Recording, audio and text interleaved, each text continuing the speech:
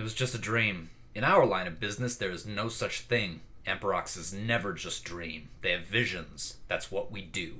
Or what we were supposed to do when I became the first Emperox. Well, I had the thing and it wasn't a vision. It was a dream. It was a dream that made you think. A dream that caused you to search for wisdom. A dream that made you consult me, the prophet. Sounds like a vision to me. Cardennia gawked at Raquella the First. You're unbelievable. I worked in marketing, Raquella the First said. Before I was a prophet. After too, but we didn't call it that after that point.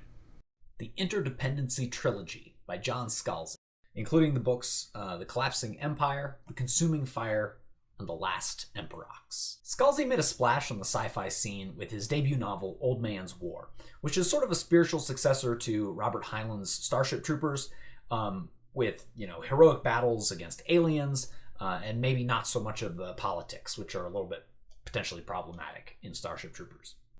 Whenever you read a Scalzi book, you get the sense he's writing what he wants to read himself. This is classic sci-fi adventure.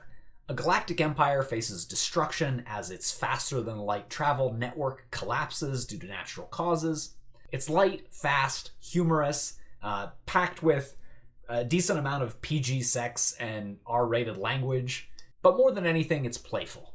It's such an easy read, in fact, that reading the entire trilogy takes about as long as individual books by more long-winded authors. The writing goes down easy, with such a strong focus on plot and dialogue that the reader hardly realizes that 90% of these books is about politics.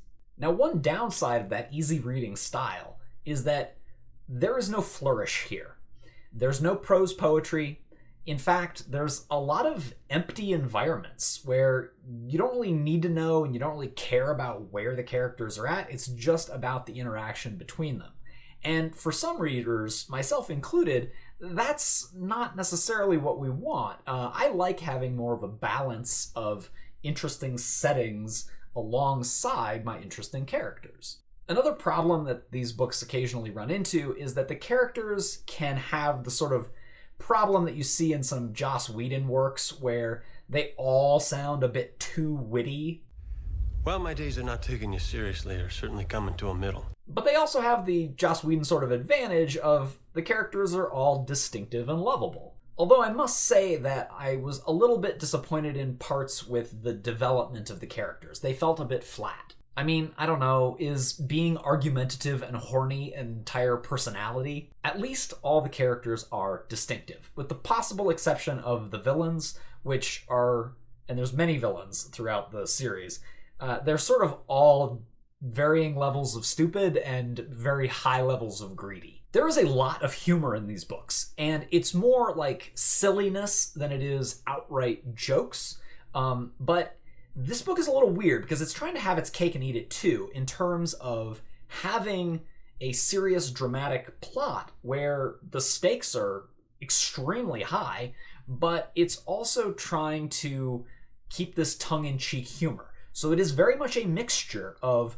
thriller, pacing, and plotting with a lighthearted vibe. But sometimes that silliness undercuts the drama that the author might be trying to get across. And so again, in terms of balance, for me, sometimes the humor went too far. I think it all comes back to the fact that it really feels like Scalzi is writing what he wants to read. And if you also want to read that same thing, then these books are perfect for you. What he enjoys is a rip-roaring, fast-paced, dialogue-heavy, straightforward sci-fi adventure / political thriller. So if that sounds good, you will probably enjoy the Interdependency Trilogy. Oh, and by the way, Wil Wheaton narrates the audiobook, so if you're a big Wil Wheaton fan, you might want to check those out. Pardon the interruption, we're going to have a quick advertising break, a little word from our sponsor. If you've read and enjoyed Scalzi, or you like what you're seeing in this video, I strongly recommend my novel, Crew of Exiles. I truly believe that Scalzi and I have a lot in common in terms of focusing on character, having excellent dialogue. My writing style also tends to include a little bit more description of scenery and the environments, so if that sounds good to you, check out Crew of Exiles. Alright, and this next part is a minor nitpick, but I want to make fun of Scalzi's goofy, hard-to-pronounce sci-fi names. I am Really hoping that these names are not simply from cultures that I'm not familiar with, but they seemed just like goofy sci-fi names to me. All of the names in the following are taken directly from this book series. Anyway, without further ado, here we go. Y'all feel me? Okay, let's take roll here. Nadashi. Where's Nadashi at? No Nadashi here? Yeah. Do you mean Nadasha? Okay, so that's how it's gonna be. Y'all wanna play? Okay then. I got my eye on you, Nadashi. Upeaksha. Where is Upeaksha at? There's no Upeaksha here today? Yes, sir. My name's Upeaksha. Are you out of your goddamn mind? Upeaksha. What? Do you want to go to war, Upeaksha? No. Because we could go to war. No. I'm for real. I'm for real. So you better check yourself. Green Eye. Is there a green eye? If one of y'all says some silly ass name, this whole class is gonna feel my wrath. Now, Green Eye. Do you mean Granny? Son of a bitch! You say your name right now. Granny. Say it right. Granny. Correctly? Granny. Right? Granny. Green Eye. That's better. Thank you.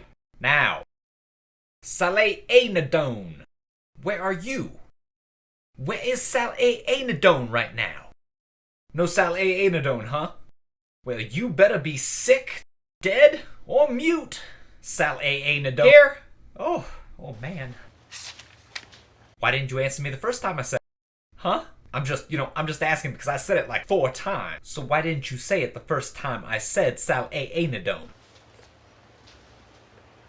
Because it's pronounced Salanadone? You done messed up, Saleh Anadone. Now take your ass down to Loa and Tintu's office right now and you tell him what you just did. Who? Loa and Tintu. Principal Launter? Get out of my goddamn classroom before I break my foot off in your ass! Insubordinate and churlish.